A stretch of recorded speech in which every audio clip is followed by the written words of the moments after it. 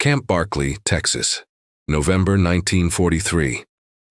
The infirmary smelled of iodine and sweat, sharp against the cool autumn air seeping through cracked windows. Lieutenant Margaret Fisher stood over a dying German prisoner, watching blood pool beneath the surgical table where regulations said her work should end. His pulse weakened beneath her fingers. The camp commander's orders were explicit: emergency stabilization only. No extraordinary measures for enemy combatants.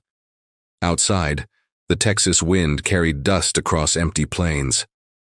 Inside, she made a choice that would force the U.S. Army to confront a question it had been avoiding. How much humanity do we owe our enemies? The prisoner of war camp at Abilene, Texas stretched across 40 acres of flatland, where mesquite trees broke the horizon like scattered sentinels. By late 1943, Camp Barkley housed over 3,000 German prisoners, most captured in North Africa after Rommel's defeats at El Alamein and Tunisia. They arrived expecting brutality. They found a hospital staffed by American nurses who treated bullet wounds with the same precision they used for American soldiers. Margaret Fisher had been an Army nurse for 2 years, 27 years old, from Philadelphia, trained at Pennsylvania Hospital before the war consumed everything. She had tended Americans torn apart at Kasserine Pass, sewn together boys from Kansas and Georgia, who screamed for their mothers while morphine dulled their agony. When the Army assigned her to Camp Barkley's POW medical unit in August 1943, she expected her skills would rust. Prisoners received minimal care, she'd been told. Enough to keep them alive, not enough to waste resources. She discovered something different. The camp infirmary operated under Geneva Convention requirements, which mandated that prisoners receive medical treatment equivalent to a nation's own forces. But equivalence was a slippery concept. Did it mean the same urgency, the same supplies, the same emotional investment from nurses who had brothers fighting overseas, who read casualty lists every morning, who knew these German soldiers had killed Americans? The answer varied by nurse, by day, by patient. Sergeant Hans Becker arrived at Camp Barkley in September 1943, part of a transport from the Afrika Korps. 24 years old, from Hamburg, he'd spent 18 months in the desert before British forces captured him near Tunis. The journey to Texas took 6 weeks, across the Mediterranean by ship, through processing camps in Virginia, then by rail across American vastness that stunned him silent. Germany's forests were dense and close. Texas was exposure itself, sky pressing down like judgment. He'd been wounded twice before, shrapnel in Tunisia, burns in Libya, but those injuries had been treated by German medics in field conditions. When dysentery swept through his barracks at Camp Barkley in late October, reducing strong men to hollow-eyed wraiths who couldn't stand without assistance, he experienced American medicine for the first time. Nurse Helen Kowalski checked him into the infirmary. Polish-American from Chicago. Her parents had fled Europe in 1920. She spoke broken German from childhood, enough to ask him questions. Where does it hurt? How long? Can you keep water down? Her touch was clinical but not cruel. She started an IV without hesitation, regulated fluids, monitored his fever through 3 days while his body fought infection. Becker would later write in a letter smuggled to his family through the Red Cross. The American nurses show no hatred. This confuses us more than cruelty would. That confusion was strategic, though few at Camp Barkley understood it yet. The U.S. military had learned from World War I's failures. Brutal treatment of German prisoners had backfired, hardening enemy resolve, creating martyrs for propaganda. This time, the approach was different. Calculated humanity designed to erode Nazi ideology from within. Treat them well, feed them American abundance, show them democracy's material success, and they might question everything they'd been told. But somewhere between strategy and execution, something unplanned occurred. The nurses began to care. Not romantically, not politically, but medically, the way nurses care for anyone in pain. Margaret Fisher would describe it years later in an interview. You can't watch someone suffer and remain indifferent. The moment they're your patient, something shifts. They're not the enemy anymore.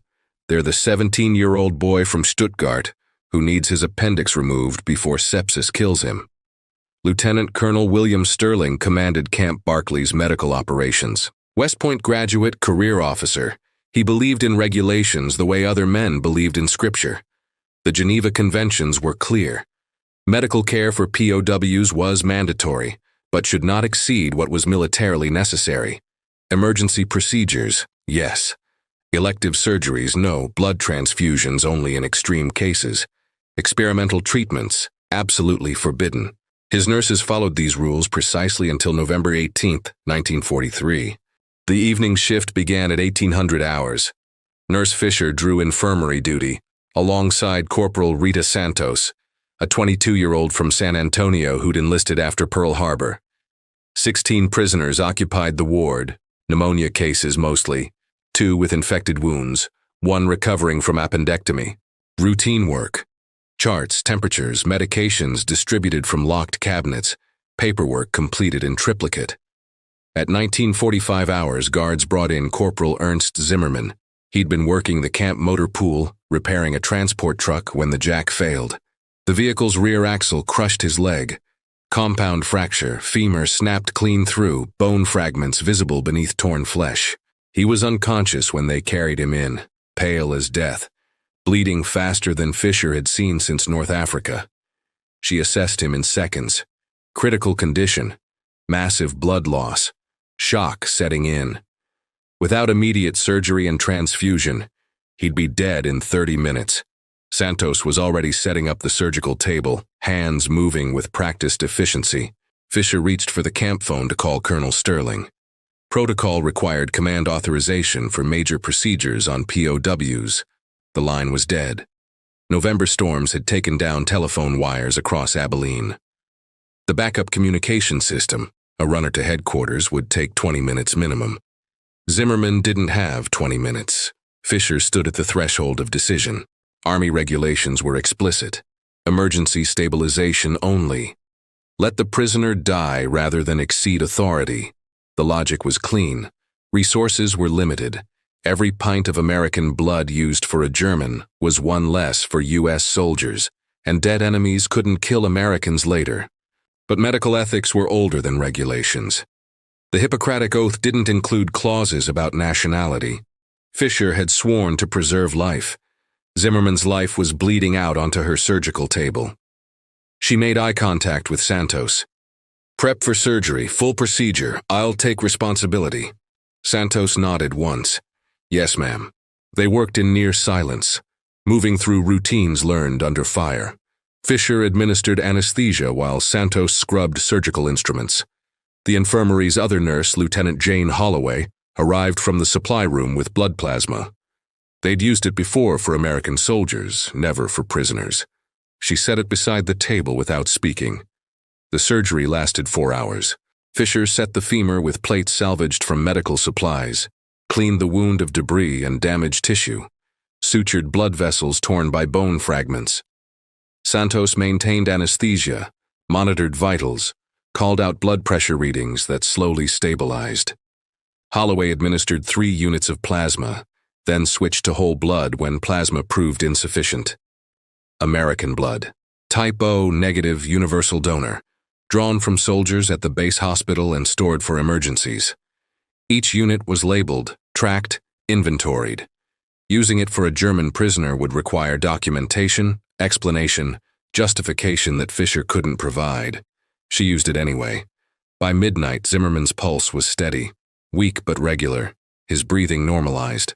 The compound fracture was set, stabilized, wrapped in clean bandages. He'd need weeks of recovery, possible additional surgeries, extensive physical rehabilitation. But he would live. Fisher stripped off her surgical gloves and washed blood from her hands. The water ran red, then pink, then clear. Through the infirmary windows, Texas stars blazed in a sky so vast it swallowed fear. She'd saved a man's life tonight. The U.S. Army would call it insubordination. Colonel Sterling arrived at the infirmary at 700 hours the next morning. The telephone lines had been restored overnight. Someone had informed him. He stood beside Zimmerman's bed, reviewing the surgical notes Fisher had prepared. His face revealed nothing. In the harsh fluorescent light, he looked older than his 43 years, weathered by decisions that turned men into statistics. "Lieutenant Fisher," he said quietly. My office. Now. She followed him across the compound, past barracks where German prisoners lined up for morning roll call, past the mess hall where American guards joked over coffee. The morning was cold, unseasonably so, and her breath formed clouds that dissipated in sunlight just beginning to warm the Texas plains. Sterling's office smelled of paper and stale cigarettes. He gestured to a chair. She remained standing. You performed major surgery on a prisoner without authorization, Sterling began. You used American blood supplies. You exceeded your authority under both military regulations and camp protocols. Do you dispute any of these facts? No, sir. Why? Fisher met his eyes. He was dying. I'm a nurse. I saved him. Sterling lit a cigarette, exhaled slowly. That's not an answer, Lieutenant. You're a military nurse. You follow orders. Those orders were explicit, emergency stabilization only. You chose to interpret that broadly. I interpreted it medically, sir. The medical interpretation is mine to make, not yours. Silence filled the space between them. Outside, someone shouted commands. Boots on gravel. The ordinary sounds of a military camp that operated according to rules designed to prevent exactly this kind of individual judgment. Sterling stubbed out his cigarette. The problem, Lieutenant, is that your interpretation was correct. Fisher blinked. Sir? Geneva Conventions, Article 15. Medical treatment for prisoners must be equivalent to that provided for a nation's own forces. If an American soldier had suffered the same injury, we would have performed surgery immediately. Denying it to Zimmerman would have been a war crime. He paused. But that doesn't excuse your failure to seek authorization. The phones were down, sir. You could have waited. He would have died. Yes. Sterling stood, walked to the window overlooking the camp. That's the contradiction we're navigating. Follow regulations, violate international law. Violate regulations, uphold international law. There's no clean answer. He turned back to face her. I'm recommending you for commendation, and I'm confining you to quarters for 3 days for insubordination. Both actions will appear in your record. Your career will survive this, but barely. Fisher felt something loosen in her chest. Not relief exactly, but recognition that she'd been prepared for worse. Thank you, sir. Don't thank me, Lieutenant. What you did will have consequences beyond your career. He was right. Word of Zimmerman's surgery spread through Camp Barkley like smoke. By afternoon, every German prisoner knew an American nurse had saved one of their own. By evening, the story had reached other POW camps through the grapevine of transferred prisoners and guard gossip. By week's end, it appeared in Red Cross reports monitored by both Allied and Axis intelligence. The German prisoners' response was immediate and unexpected. 3 days after the surgery, a delegation of senior German NCOs requested a meeting with Colonel Sterling. They stood in his office at attention, led by Feldwebel Otto Kessler, a career soldier captured at Kasserine Pass who served as the prisoner's spokesman. We wish to thank the American nurses, Kessler said in careful English. For Zimmerman, for all of us, we did not expect such treatment. Sterling studied them. You're prisoners of war. The Geneva Conventions require proper medical care. With respect, Colonel, we have been prisoners in British camps before coming here. We know the difference between requirement and kindness. Kessler paused. We wish to do something in return. That's not necessary. It is necessary for us, sir. What followed was unprecedented. The German prisoners organized a fundraiser, selling handmade crafts to guards and local civilians, pooling their minimal wages from camp work details to purchase gifts for the nursing staff. They carved wooden figurines, braided leather keychains, fashioned jewelry from bits of metal salvaged from workshops. Every item bore meticulous craftsmanship, the kind of attention to detail that speaks of gratitude too large for words. On December 15, 1943, they presented these gifts to the nurses during a ceremony in the camp chapel. Lieutenant Fisher received a hand-carved music box depicting Abilene's landscape. Inside, a mechanism played Silent Night, in delicate notes that filled the chapel with sound that transcended language. Nurse Santos cried, Holloway accepted her gift, a leather-bound notebook with hands that trembled. The German prisoners stood in formation, faces carefully neutral. But something had shifted in the camp's atmosphere. The weight of enmity had lifted slightly, not disappeared but become less crushing. Ernst Zimmermann attended the ceremony in a wheelchair, his leg still healing. He shook Fischer's hand and said in broken English, "You give me life, I not forget." The moment was photographed by an Army public affairs officer. The image would later cause controversy. American nurses accepting gifts from Nazi soldiers, smiling alongside men who had killed Allied troops. But in that chapel, on that December afternoon, ideology felt distant. What mattered was the human transaction between healer and healed. Yet not everyone celebrated this development. Major Harrison Webb arrived at Camp Barkley in January 1944. Inspector General's office, sent to investigate irregularities in POW medical treatment protocols. He was 47, lawyers before the war, a man who believed regulations existed for reasons that transcended individual circumstances. He interviewed Colonel Sterling first, then every nurse who'd worked the infirmary, then select German prisoners, including Zimmermann. His questions were precise, his manner coldly professional. He took extensive notes, cross-referenced testimonies, examined supply records to document every unit of blood plasma used for POW treatment. His investigation focused on a disturbing pattern. Camp Barkley's nurses had provided German prisoners with medical care that, in Webb's assessment, exceeded Geneva Convention requirements. Not just Zimmermann's surgery, dozens of smaller decisions that collectively represented what he termed excessive medical fraternization. Blood transfusions for non-life-threatening conditions, extended rehabilitation for injuries that could heal with minimal intervention, painkillers distributed more generously than regulations specified, emotional support, nurses sitting with dying prisoners, writing letters to their families, providing comfort beyond clinical necessity. Webb's preliminary report was damning. The medical staff at Camp Barkley has lost sight of their primary duty to American forces. Their treatment of enemy prisoners, while ostensibly humanitarian, represents a dangerous blurring of appropriate boundaries. It is recommended that key personnel be reassigned and protocols be tightened to prevent similar fraternization at other facilities. Lieutenant Fischer read portions of the report in Sterling's office. Her hands remained steady, but something cold settled in her stomach. "He's recommending my transfer," she said. Sterling nodded. "Yours and 3 others. He believes you've become emotionally compromised." "We've become competent medical professionals, sir. There's a difference." "Not to Webb, and unfortunately he has support from higher command.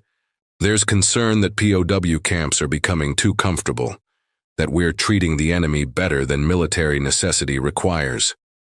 Fischer set down the report. "What happens to Zimmermann if I'm transferred?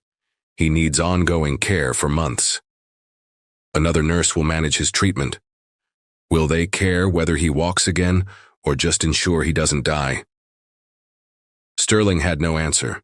The investigation crystallized a fundamental tension in American POW policy.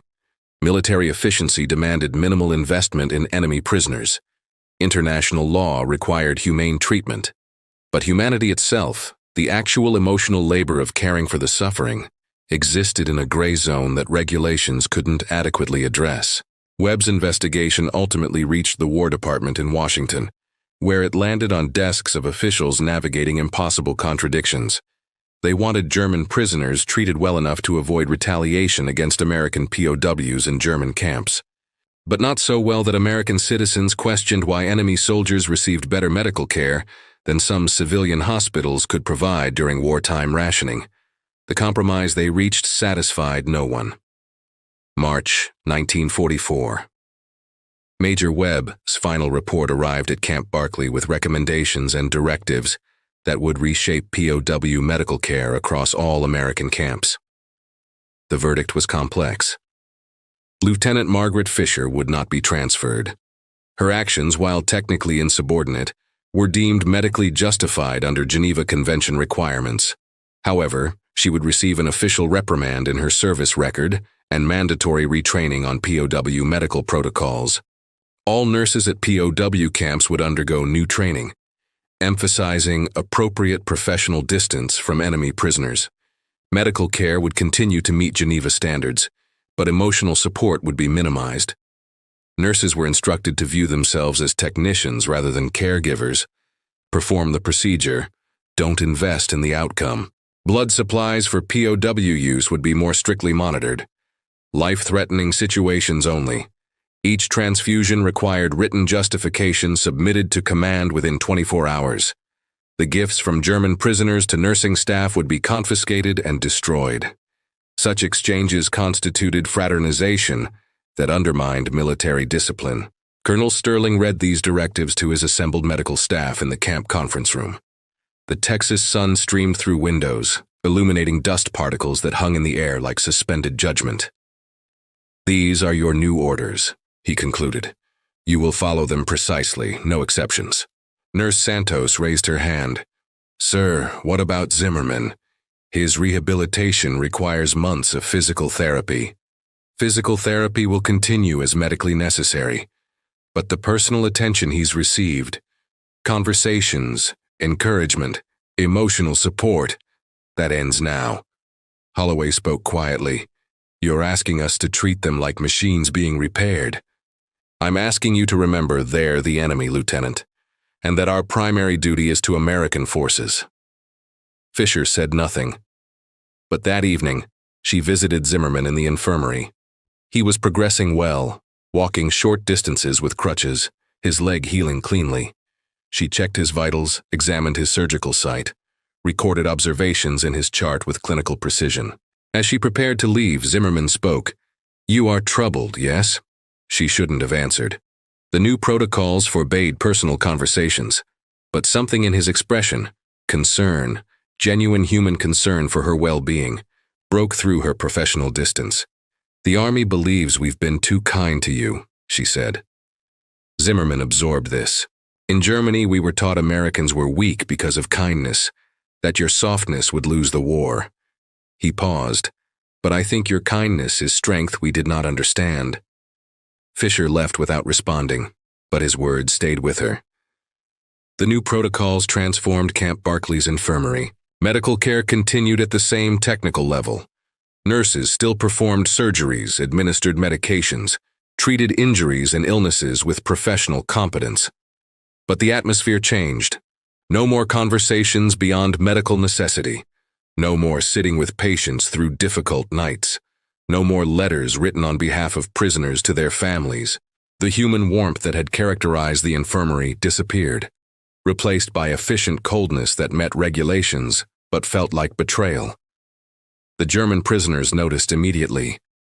Within weeks, subtle changes rippled through the camp. Prisoners became less cooperative during medical examinations. Some refused treatment for minor ailments. Others complied mechanically, but without the previous willingness to engage with nursing staff. The tentative trust that had been building dissolved. Feldwebel Kessler requested another meeting with Colonel Sterling. This time his tone was formal, distant. "We understand the new situation," Kessler said. "We are prisoners. We should not have expected more than survival. But I must tell you, something important was lost. We had begun to believe American propaganda about democracy and human dignity. Now we wonder if that was the lie." Sterling had no response that didn't sound hollow. The psychological impact on the nursing staff was equally profound. Lieutenant Fisher found herself struggling with directives that felt morally wrong, even as they were legally defensible. She was a nurse because she believed in healing, not just bodies, but the full human being. Reducing patients to medical problems that needed solving felt like mutilation of her professional calling. Nurse Santos requested transfer to a combat hospital in Europe. "I joined to help people," she explained to Fisher. "Here, I'm just following orders." Holloway became withdrawn, performing her duties with mechanical precision, but losing the spark that made her exceptional. She described this period years later. "We became what we were afraid the enemy was, cold, efficient, inhuman. The gifts that had been confiscated were never destroyed, despite the directive. Colonel Sterling quietly stored them in his personal quarters, unwilling to eliminate physical evidence of the humanity that had briefly transcended war. He never told Webb this omission. Ernst Zimmermann completed his rehabilitation in May 1944. His leg healed with minimal permanent damage. He walked with a slight limp but regained full function. Medically, Fischer's surgery had been a complete success. But their final interaction was brief, professional, devoid of the warmth that had characterized his recovery's early stages. "Thank you for your medical care, Lieutenant," he said formally. "You're welcome, Corporal," she replied. Neither mentioned what had been lost. While Camp Barkley navigated these tensions, the war continued its grinding progression. By spring 1944, Allied forces were preparing for the Normandy invasion that would finally open a Western front in Europe. More German prisoners arrived at camps across America, soldiers captured in Italy, North Africa, and eventually from the D-Day battles themselves. The question of how to treat these prisoners became increasingly urgent as their numbers swelled. By mid-1944, over 370,000 German POWs were held in camps across the United States. Each represented a daily calculation of resources, security, and humanitarian obligations. The debate reached Congress. Senator James Murray of Montana questioned whether American taxpayers should fund comfortable accommodations for enemy soldiers, while American families endured rationing. Representative Claire Booth Luce countered that Geneva Convention compliance protected American POWs in German camps from retaliation. Behind these political arguments, the human reality was more complex. German prisoners in American camps were dying at rates far lower than Allied prisoners in German camps, not because of deliberate cruelty in Germany, but because of resource scarcity and deteriorating conditions as the Nazi state collapsed. American abundance meant even minimal care for POWs exceeded what Germany could provide. This disparity created moral paradoxes. German prisoners in Texas ate better than German civilians in Hamburg. They received medical care superior to what many rural Americans could access. They lived in relative safety while their countrymen died by thousands in Allied bombing raids. Lieutenant Fischer understood these paradoxes intellectually, but in the infirmary, they felt irrelevant. The man bleeding on her surgical table wasn't an abstraction. He was immediate, physical, dying. Her medical training demanded response regardless of geopolitics. Yet Major Webb's investigation had made clear that individual conscience couldn't override institutional requirements. The military was not a democracy where nurses voted on appropriate care levels. It was a hierarchy where orders flowed downward and obedience was mandatory. Fischer struggled with this tension throughout spring 1944. She followed the new protocols precisely, maintained professional distance, documented every decision in triplicate, but something essential had been severed: the connection between her medical skill and her sense of moral purpose. In April, she wrote a letter to her sister in Philadelphia. "I'm still a nurse, I still save lives, but I feel like a technician now, not a healer. Maybe that's what war requires, the ability to separate technique from compassion, to perform without caring. But it's killing something inside me that I'm not sure I'll recover when this ends." She never sent the letter. Instead, she burned it in the infirmary's incinerator, watching paper curl and blacken, transforming words into ash that dispersed into Texas sky. June 1944. Ernst Zimmermann was transferred from Camp Barkley to a labor camp in Michigan, where German prisoners worked in agriculture to offset American labor shortages. The transfer was routine. Prisoners were regularly relocated based on security classifications and work assignments. But 3 weeks after his arrival, Zimmermann collapsed during fieldwork. The camp physician diagnosed acute appendicitis requiring immediate surgery. The operation was performed at a civilian hospital in Grand Rapids, where surgical teams had minimal experience with POW cases. Complications developed post-surgery. Infections set in, resistant to initial antibiotic treatments. Zimmermann's condition deteriorated rapidly, and the Michigan camp's medical staff, overwhelmed by the sudden influx of D-Day wounded requiring stateside recovery, struggled to provide adequate care. A Red Cross inspector visiting the camp noted Zimmerman's condition in a routine report. That report eventually reached Camp Barkley through administrative channels. Colonel Sterling read it in his morning briefing and immediately contacted Lieutenant Fisher. "Zimmerman's dying in Michigan," Sterling said without preamble. "Sepsis from appendectomy complications. They're not equipped to handle it." Fisher felt something tighten in her chest. "What do you need from me, sir?" "Nothing. I'm not authorized to request his transfer back here.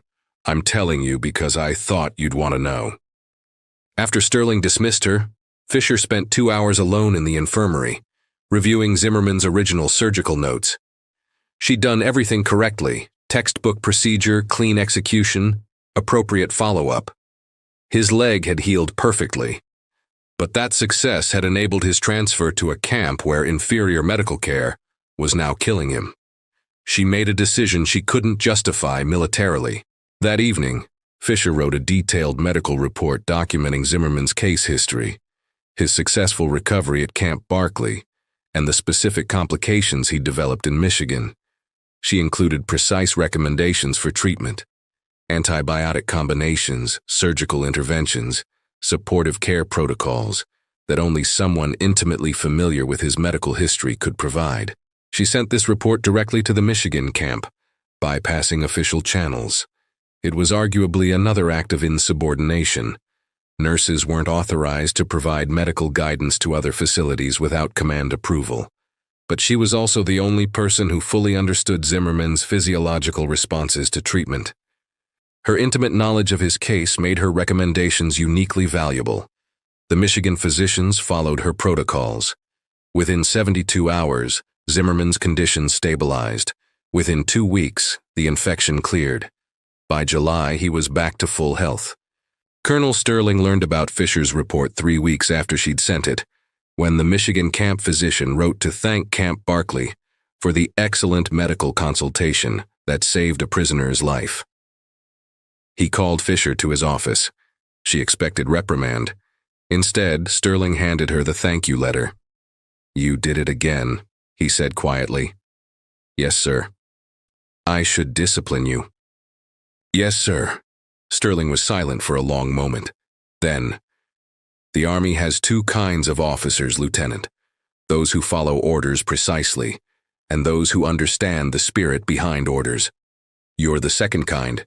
That makes you both invaluable and impossible." Fisher had no response. "I'm not documenting this incident," Sterling continued, "but understand, I can only protect you so many times before higher command notices. Eventually, your compassion will end your career." "I understand, sir." After she left, Sterling added her consultation letter to the file with the confiscated gifts. Evidence of a war being fought on terms that regulations couldn't quite capture. The Normandy invasion in June 1944 fundamentally shifted the war's trajectory. Allied forces advanced across France, liberating territory, driving German forces back toward their own borders. By autumn, victory was no longer a question, only its timing and cost. This shift affected POW camps in subtle but profound ways.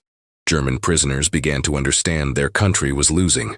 The propaganda that had sustained Nazi ideology, German military invincibility, the rightness of their cause, crumbled under the weight of undeniable defeat. At Camp Barkley, this manifested in a wave of ideological crisis among prisoners. Men who'd believed fervently in Hitler's vision confronted the reality that they'd sacrificed years of their lives for a losing cause. Some doubled down on Nazi beliefs, retreating into bitter denial. Others began questioning everything they'd been taught. Feldwebel Kessler was among those who changed. In a conversation with Colonel Sterling, recorded in camp reports, he spoke with stark honesty. "When we arrived here, we expected cruelty. Your propaganda told us we would be tortured, starved, humiliated. Instead, you gave us food, shelter, medical care. Your nurses saved Zimmerman's life twice. This made us more confused than any interrogation could." Sterling asked what he'd concluded from this treatment. "That perhaps we were wrong about everything," Kessler replied. "Not just the war, everything. What we believed about democracy, about other races, about human worth. You defeated our ideology more thoroughly with kindness than you could have with brutality. This conversation circulated through military intelligence channels. It confirmed what psychological warfare experts had theorized. Humane treatment of POWs was strategic brilliance, more effective at eroding enemy morale than any propaganda campaign. But Lieutenant Fisher never saw herself as conducting psychological warfare. She was simply being a nurse. In September 1944, she was finally transferred, not as punishment, but as promotion. The Army was establishing specialized medical facilities for returning American POWs who'd been held in German camps. Many of these men had suffered brutal treatment, torture, starvation. They needed not just medical care but psychological rehabilitation. The Army wanted nurses who understood the intersection of physical healing and emotional recovery. Fisher's experience with German POWs, her ability to maintain humanity while navigating military regulations, made her ideal for this assignment. Her last day at Camp Barkley, Ernst Zimmermann requested permission to speak with her. He'd been transferred back to Texas after recovering in Michigan, part of an administrative consolidation of prisoner records. He stood in Sterling's office, still slightly favoring his left leg, and spoke in formal English that had improved dramatically over his months in America. "I wish to thank you, Lieutenant Fisher, for my life. Twice you saved me when you were not required to. I will remember this always." Fisher maintained professional distance, as regulations required. "I was doing my duty, Corporal." "No," Zimmermann said quietly. "You were doing more than duty. You were being human. In a war that tried to make us all inhuman, you refused. That is worth more than victory." After he left, Sterling handed Fisher a small wooden box. Inside was the music box the German prisoners had carved for her, the one that was supposed to have been destroyed. He'd kept it all these months. "Take it," Sterling said. "It's evidence that we're fighting this war for the right reasons, even when those reasons are complicated." Fisher accepted the box without speaking. Later, she would describe this moment as when she finally understood what she'd been part of. Not just medical care, but a quiet transformation of enemy soldiers into something closer to allies. Not through force or propaganda, but through the simple insistence that human dignity transcended warfare. The war in Europe ended May 8, 1945. Germany surrendered unconditionally, and millions of German POWs faced uncertain futures. Those held in America were gradually repatriated through 1946, returning to a homeland devastated by Allied bombing, divided by occupation, struggling to reconcile with the atrocities committed in their name. Ernst Zimmermann returned to Hamburg in December 1945. His family home had been destroyed in the firebombing raids. His mother and younger sister survived. His father had died on the Eastern Front. He found work as a mechanic, using skills learned in American POW camps to rebuild his shattered city. In 1946, he wrote a letter to the War Department requesting Lieutenant Fisher's address. He wanted to thank her properly, he explained, now that the war was over, and such communication was permitted. The request was denied for privacy reasons, but the letter itself was placed in Fisher's military file. She discovered it years later, when requesting her service records. The letter was brief, written in careful English. "Dear Lieutenant Fisher, I write to tell you I am alive because you chose humanity over regulation. In Germany now, we are learning what our government did, the camps, the murders, the evil we committed. Many of us are asking how we did not see this, how we believed the lies.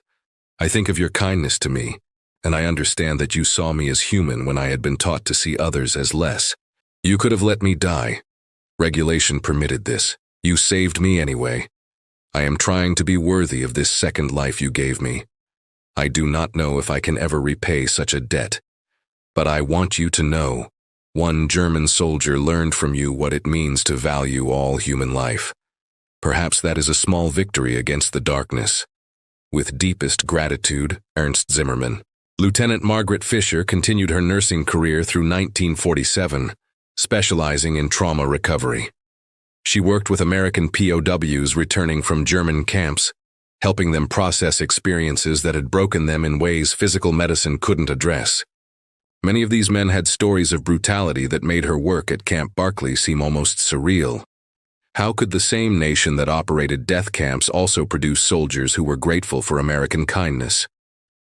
The answer, she came to understand, was that there was no single Germany, no monolithic enemy. There were individuals, some committed to evil, many swept up in ideology they didn't fully understand, others simply trying to survive war they hadn't chosen. Treating all German prisoners with humanity hadn't been politically neutral. It had been a form of warfare itself, psychological, cultural, ideological. By refusing to dehumanize the enemy even when regulations permitted it, American nurses had undermined Nazi propaganda more effectively than any battlefield victory could. But that strategic success had come at a cost. Nurses like Fisher had carried the emotional burden of caring for men whose country had killed Americans.